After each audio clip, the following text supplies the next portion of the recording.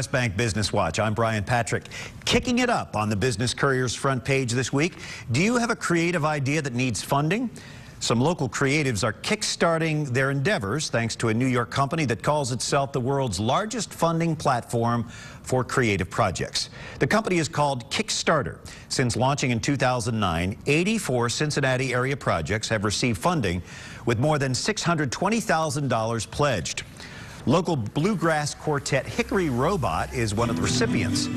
The group raised $5,700 to help pay for studio time, mixing and mastering for the new CD called Sawyer.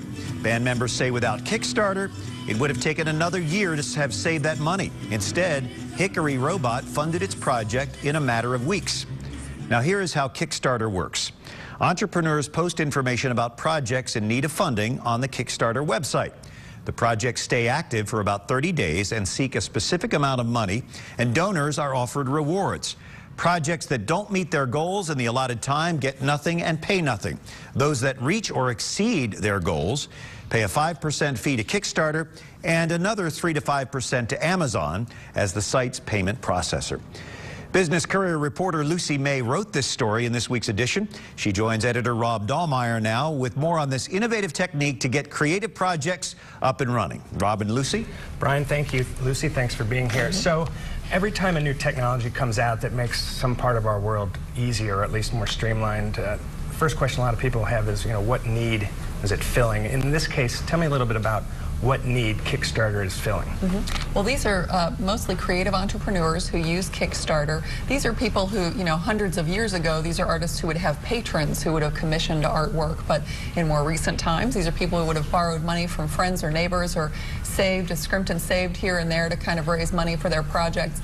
Now they're able to use Kickstarter, which is one of these crowdfunding sites, to reach lots of people through the internet for little bits of money that help them cobble together what they need for a specific project. What kinds of creatives are using Kickstarter the most frequently right now? The most popular projects on the Kickstarter site are actually films, according to the folks in New York, but they also see a lot of people raising money for music, like Hickory Robot.